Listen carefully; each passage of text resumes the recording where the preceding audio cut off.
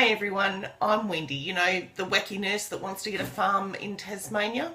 Now, I was going to go to Bairnsdale this weekend, but the authorities have put out weather alerts with wind gusts up to 100 kilometres an hour in 40-degree heat. So I'm not going this weekend, but I wanted to show you what I'm taking. The people I work with are bloody legends, and I don't apologise for swearing. And in fact, I think the situation that we're in warrants a bit more swearing. These fires have caused loss of life, loss of wildlife, loss of habitat, loss of people's homes, loss of people's livelihoods. So now that I'm not going up there this weekend, and it's likely I'll go up next weekend, all things being well with the weather, I wanted to spend a bit of time explaining why bushfire smoke is so damaging to our lungs, and it's deadlier than cigarette smoke or campfire smoke. It is deadly. You've probably all seen the images from Sydney, from Melbourne, from Adelaide, with the smoke blanketing these cities. And now it's gone across the ditch into New Zealand and it's covering their glaciers. And it's even in Chile, 11,000 kilometres away. This smoke pollution is huge. It is worldwide. We in Australia are facing quite significant levels of it, but people internationally need to know the impacts of wildfire or bushfire smoke.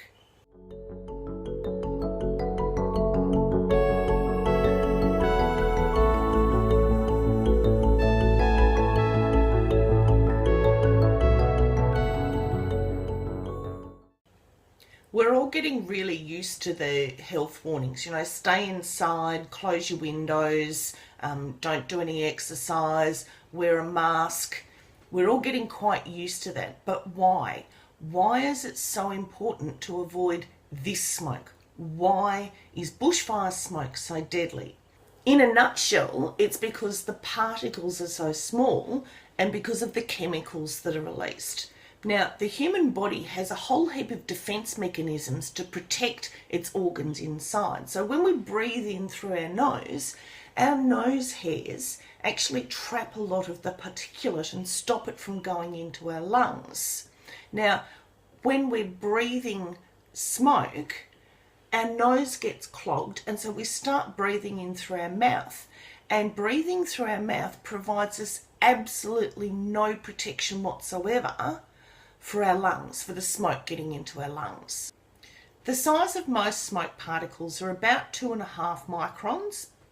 However, bushfire smoke can be as small as 0.1 of a micron.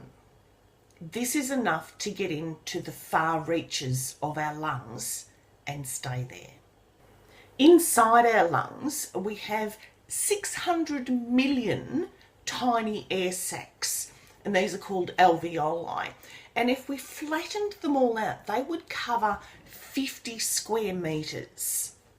And we need this large area in order to do the gas exchange so that we can uptake oxygen and get rid of carbon dioxide. And a large surface area comes with a large surface tension. Now, you've probably seen droplets of water run together and they stick. This is surface tension. And the surface tension of water is about 60 dyne per centimetre. Now, a dyne is a unit of force, how much force something's exerting. Now, if we had the same surface tension within our lungs, we would breathe in, but as we breathed out, the surface tension would collapse our lungs. The alveoli would just stick together and we wouldn't be able to breathe back in again in order to reinflate the alveoli. And this is what's called atelectasis, or collapsed lung. Now, the lungs are only capable of reinflating because of a thing called surfactant. It reduces the surface tension to about 25 dyne per centimetre when we're inflated. And then as we breathe out, that surface tension reduces to almost zero, so that when we go to take another breath, there's no effort required to expand our lungs. So in nursing, we talk about a thing called work of breathing. Now, breathing should not be work. It shouldn't be hard work. It shouldn't be any work. So if somebody is displaying work of breathing, it means that there's something wrong, something we need to investigate. So how does bushfire smoke impact surfactant? So there are lots of studies done on smoke and how it impacts the surfactant in our lungs. And some of the studies show that it has a detergent-like effect on the surfactant and it just dissolves it. There are other studies that show that it actually reduces the secretion of the surfactant, and so it actually depletes the amount of surfactant we have in our lungs. But the most damning study actually showed that it tripled the surface tension within our lungs, making it really hard for us to breathe in, to take that next breath. It also plummeted our PaO2, or our arterial oxygen, and was a major trigger for atelectasis, or collapsed lung.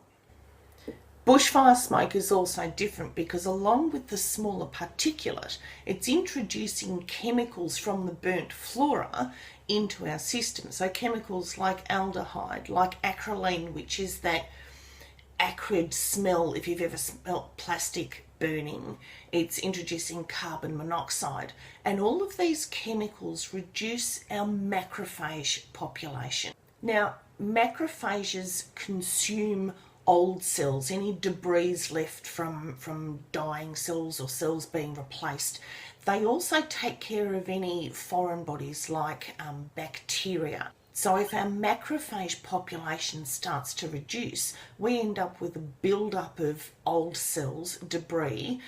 Those old cells burst, releasing toxins into the lungs, and it can create a necrosis in our lungs. And so this is where we get things like emphysema as the lung tissue starts to die. So they're doing lots of studies into increasing the macrophage population to try and get rid of the debris and the old cells and the bacteria in our lungs.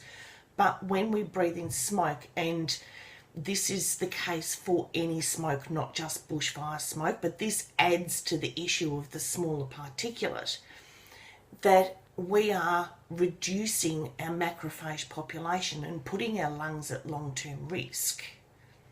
So as I said before, bushfire smoke is absolutely deadly.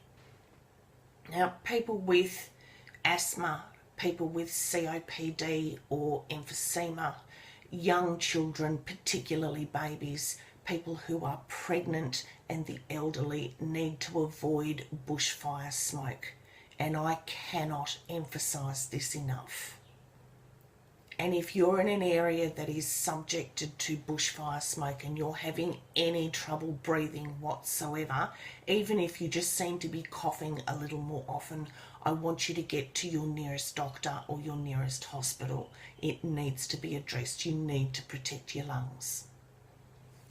The smoke from these bushfires not only makes you cough and have a bit of watery eyes or a runny nose, but it has the long-term implications of damaging our lungs, and we need to protect them. We need to look after our 70-year-old self.